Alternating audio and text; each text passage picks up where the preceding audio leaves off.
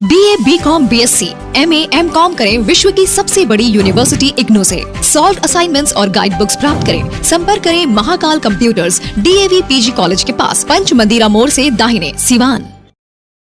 RS James and jewellers, जहां आपके लिए हॉलमार्क जेवर एक से बढ़कर एक डिजाइनों में उपलब्ध हैं।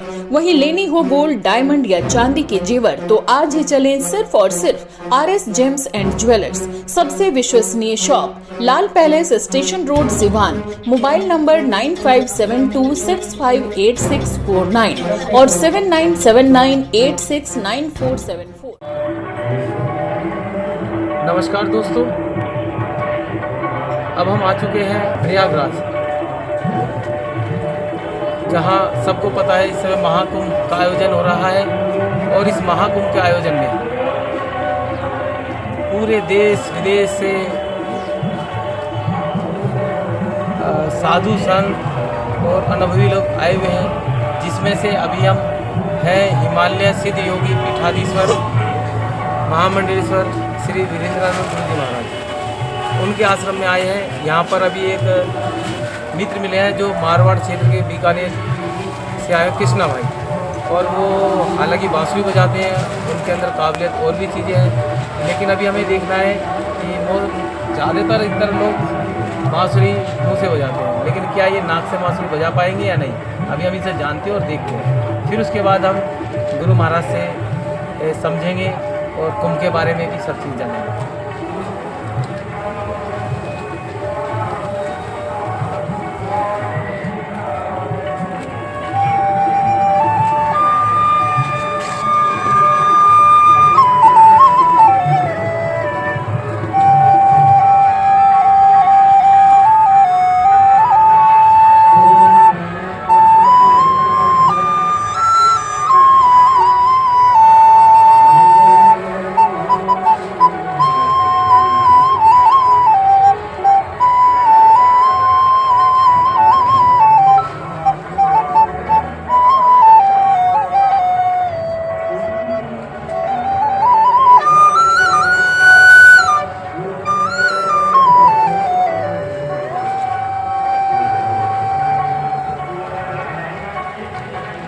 बहुत अच्छा, आपने बहुत अच्छी बांसुरी बजाई। अब आप बताएं थोड़ा सा कम शब्दों में ज़्यादा जिस तरह से बांसुरी है कोई मामूली बात नहीं है, क्योंकि हमारे को तो मुँह से भी नहीं बजेगी, शायद सीटी भी नहीं बजेगी, लेकिन आप बांसुरी बजा रहे हैं कि नाक से। बांसुरी का जो प्रयोग भगवान श्री कृष्ण ने किया, मुरलीधर कहलाए। कोई भी वाद्य बजा सकता था, लेकिन बांसुरी क्यों? क्योंकि बांसुरी के जो 6 छिद्र हैं और ये 7वां छिद्र है, दोनों साथ में मिला करके 7 शरीर के चक्र की ओर इशारा करते हैं। ऊपर से जब चेतना प्रवाहित होती है तो बाकी उस सुरों में से जाते हुए उसके अलग अलग किस तरह से आते हैं, उस हिसाब से उसका सुर निकलेगा। वो सभी बैलेंस्ड रहेंगे तो उसमें से संगीत निकलेगा, और बैलेंस नहीं रहेगा तो उसके अंदर से शोर निकलेगा। लेकिन बिना चेतना के तो बैलेंस भी नहीं हो पाएगा, चेतना प्रवाहित होनी चाहिए। बांसुरी मुझे सदैव प्रिय लगती रही है और भगवान श्री कृष्ण की वजह से विशिष्ट प्रिय। अच्छा, अभी कृष्णा जी मैं आपको रोकना चाहूँगा। अभी पता लगा कि आप पूरे देश में आप यात्राएं की हैं आपने, तो उसका क्या अनुभव, कम समय में आप ज़्यादा से ज़्यादा बताएं कि किस तरह से अनुभव रहा। सिर्फ एक ही लाइन में कहूँगा जी, अगर मुझे 10,000 वर्ष भी मिले और 10,000 जन्म भी मिले तो मैं भारत के एक एक मिट्टी के कण को स्पर्श करके उसके माथे पर लगाना चाहूँगा।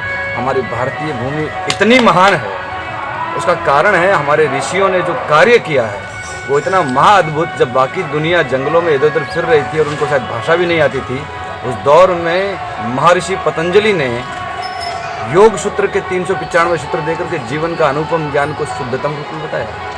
उस देश से हम आज में हैं। एकमात्र ऐसी सभ्यता है जो हजारों सालों से गुलाम रहने के बावजूद भी निरंतर टूटी नहीं। चीन भी एक सभ्यता थी, लेकिन आज वहाँ कम्युनिज्म है। और दुनिया में बाकी जगह तो सभ्यता जो सिखा रहे थे हमें व्हाइट बैंड बर्डन की थ्योरी पर, वो सभ्य हुए ही अभी 200-300 साल पहले ही है। भारत 3000 साल से लगातार चलने वाली सभ्यता है, तो इसके जो आधार स्तंभ है वो कितने मजबूत रहे होंगे। और मैं 5 साल में यात्रा करके मैंने जब देखा तो मुझे लगता है कि मैं हर दिन अपने आप में मन ही मन में गंगा नहाता हूँ कि मैंने भारत में जन्म। अच्छा, आपको क्या लगता है इस संगीत का क्या मनुष्य के जीवन पे क्या प्रभाव हो सकता है, चाहे वो आर्थिक हो या वो स्वास्थ्य के मामले में, किसी भी चीज़ में, क्या लगता है आपको? देखिए, संगीत शब्द ही बहुत प्यारा है। संगीत में होता है सुर, सुर का उल्टा बेसुरा। वैसे ही एक शब्द है सुर, सुर मतलब देवता, उसका उल्टा होता है असुर। दोनों में सुर कॉमन है।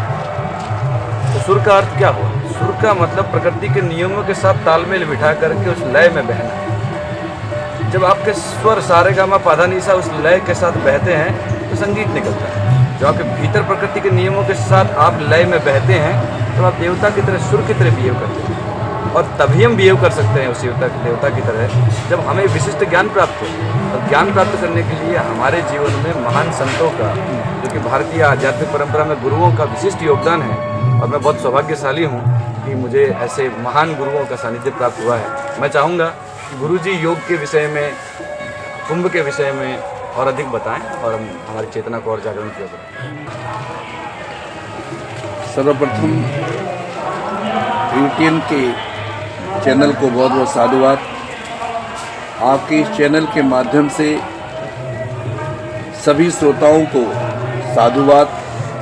जो इस महाकुंभ का लाभ नहीं उठा पा रहे हैं वो आप इस चैनल के माध्यम से लोगों को दिलवा रहे हैं, ये बहुत बड़ी बात है।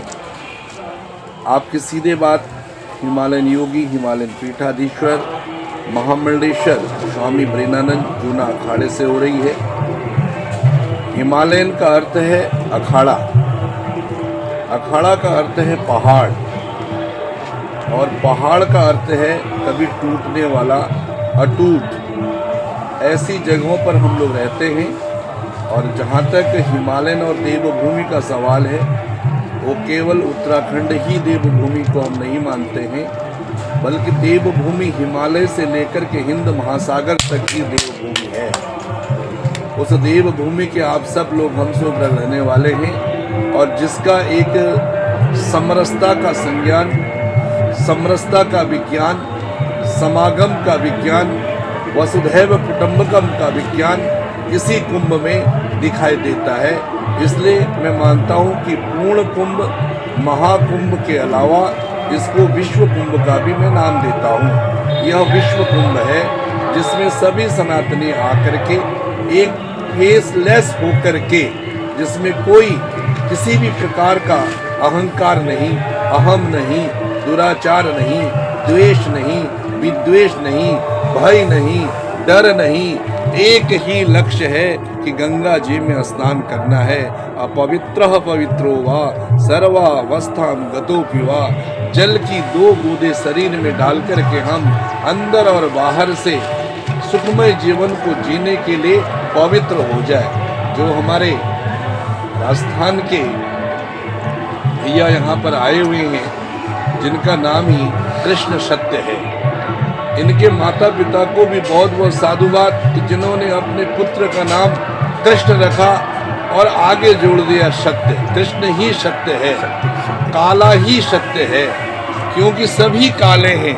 अगर हम उसको केमिस्ट्री में पढ़ते हैं तो हम उसको कार्बन कहते हैं। सारा जीवन, पूरा शरीर, मनुष्य का शरीर ही कार्बन से बना है।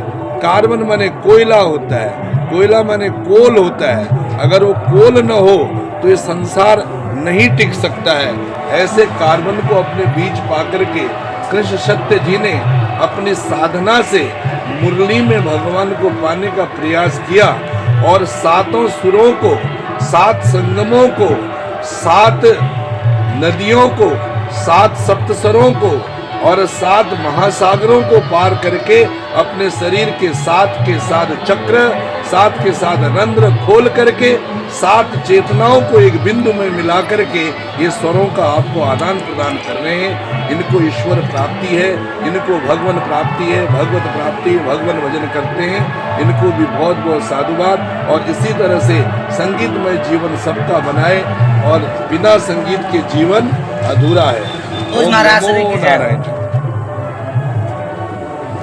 तो दोस्तों, आज आप, हालांकि महाकुंभ के हजारों रंग हैं, जिसमें से एक रंग ये था कृष्णा जी का, और हिमालयन योगी पीठाधीश्वर महामंडलेश्वर श्री वीरेंद्र गिरी महाराज जी के यहाँ से। और इसके बाद अगले रंग में हम अगले दिन प्रवेश करेंगे। तब तक के लिए नमस्कार।